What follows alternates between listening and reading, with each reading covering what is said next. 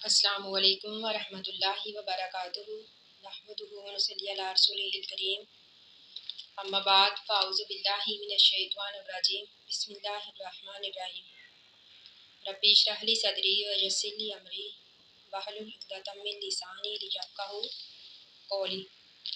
آج ہم انشاءاللہ پڑھیں گے قوم عاد اور حضرت ہود علیہ السلام کے بارے میں۔ قوم عاد جو تھی یہ یمن کے ریتلے پہاڑوں میں رہائش پذیر تھی۔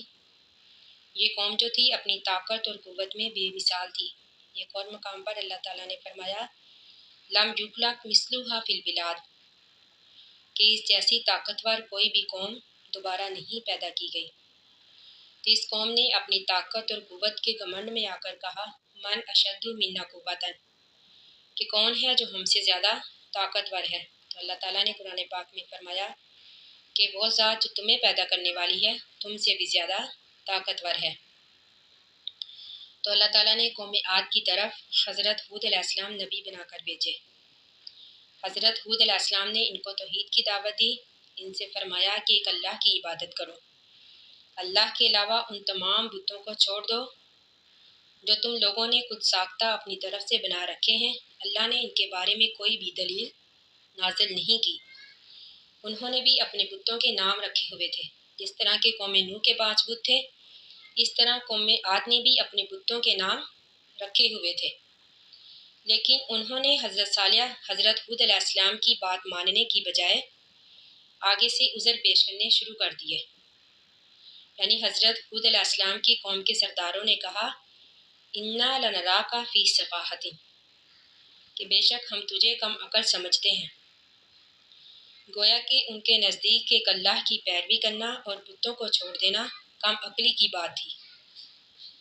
یعنی جب حضرت ہود علیہ السلام نے ان سے کہا کہ ایک اللہ کی عبادت کرو اور بتوں کو چھوڑ دو، تو انہوں نے حضرت ہود علیہ السلام کو کم عقل سمجھا۔ دوسرا انہوں نے یہ عذر پیش کیا کہ اللہ تعالیٰ نے ایک آدمی کو ہی رسول بنا کر کیوں بھیجا؟ حضرت ہود علیہ السلام انہی کے قوم کے ایک فرد تھے۔ تیسرا یہ کہ انہوں نے اپنے باوجداد کے طریقوں کو چھوڑنا مناسب نہیں سمجھا۔ انہوں نے حضرت ہود علیہ السلام سے کہا کہ تو ہمارے پاس اس لیے آیا ہے کہ ہم ایک اللہ کی عبادت کریں، اللہ کے علاوہ ان تمام کی عبادت چھوڑ دیں جن کی عبادت ہمارے باوجداد کرتے آ رہے ہیں۔ گویا کہ باوجداد کی پیروی ہر دور میں گمراہی کا باعث بنی ہے، جس طرح کہ آج کل مسلمانوں میں بھی یہ بیماری عام ہے۔ تو اسی طرح قوم عاد نے بھی آگے سے یہی دلیل پیش کی، بلکہ ان لوگوں نے ایمان لانے کی بجائے آگے سے جواب دیا فاتی بما تعیدنا ان کنت من الصادقین، فاتینا بما تعیدنا ان کنت من الصادقین۔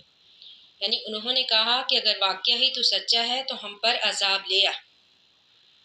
یعنی انہوں نے کہا کہ اگر واقعہ ہی تو سچا ہے تو ہم پر وہ چیز لے آ جس کا تو ہم سے وعدہ کرتا ہے، یعنی عذاب۔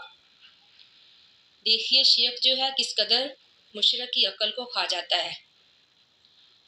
عقل والی بات تو یہ تھی، عقل مندی کا تو یہ ثبوت تھا کہ وہ کہتے کہ اگر واقعہ ہی تو سچا ہے، یعنی اگر واقعہ ہی یہ دین اللہ کی طرف سے ہے تو برحق ہے، تو اللہ تعالیٰ ہمیں اسے قبول کرنے کی توفیق عطا فرمائے۔ لیکن انہوں نے کہا کہ اگر واقعہ ہی تو سچا ہے تو ہم پر عذاب لے آ۔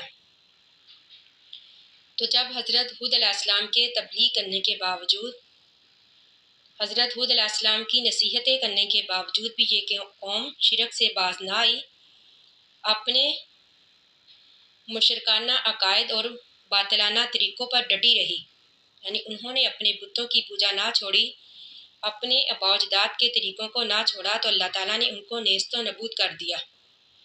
یعنی کس قدر قوت والی قوم، کس قدر طاقت والی قوم کہ اللہ تعالیٰ نے ان کو جڑ سے ہی اکھاڑ دیا۔ اللہ تعالیٰ نے ان پر تیز ہوا کا عذاب نازل فرمایا۔ یہ تیز ہوا ان پر 7 دن اور 8 راتیں مسلسل لگاتار چلتی رہی۔ تیز ہوا آتی ان کو فضا کی طرف لے جاتی، یعنی فضا کی طرف بلند کرتی، پھر زور سے زمین پر مارتی، جس سے ان کے سر ان کے جسم سے علیحدہ ہو جاتے، ٹوٹ جاتے اور بکھر جاتے، یعنی ان کی لاشیں بغیر سر کے ادھر ادھر بکھر جاتی۔ اتنی طاقت والی اور اتنی قوت والی قوم تھی کہ انہوں نے غاروں میں اور پہاڑوں میں بلند بلند عمارتیں بنا رکھی تھی، پانی پینے کے لیے کنویں بنا رکھے تھے،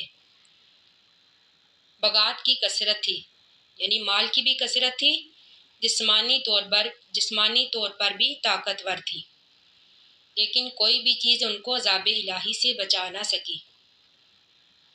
یعنی جب وہ اپنے باطلانہ طریقوں سے باز نہ آئی، اپنے شرک سے باز نہ آئی، جب وہ قوم ایک اللہ پر ایمان نہ لائی، جب انہوں نے کفر کا رستہ نہ چھوڑا، ایمان و تقوی کو نہ اپنایا، تو اللہ تعالیٰ نے ان کو نیست و نابود کر دیا۔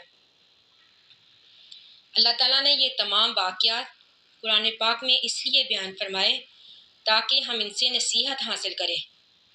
اللہ تعالیٰ نے بار بار قرآن پاک میں یہی فرمایا کہ اگر تم بھی اپنے کفر اور شرک سے باز نہ آئے تو اللہ کے لیے یہ مشکل نہیں کہ اللہ تعالیٰ تمہیں ختم کر دے اور تمہاری جگہ نئی مخلوق کو لے آئے، جس طرح کہ اللہ تعالیٰ نے پہلی قوموں کے ساتھ کیا۔ تو اللہ تعالیٰ سے دعا ہے کہ اللہ تعالیٰ ہمیں ہدایت والی زندگی نصیب فرمائے، ہمیں توحید پر قائم رکھے، آمین، اور ہمیں شرک جیسی بیماری سے بچا کر رکھے، آمین ثم آمین۔ آخر دعوانا ان الحمد للہ رب العالمین۔ السلام علیکم ورحمۃ اللہ وبرکاتہ۔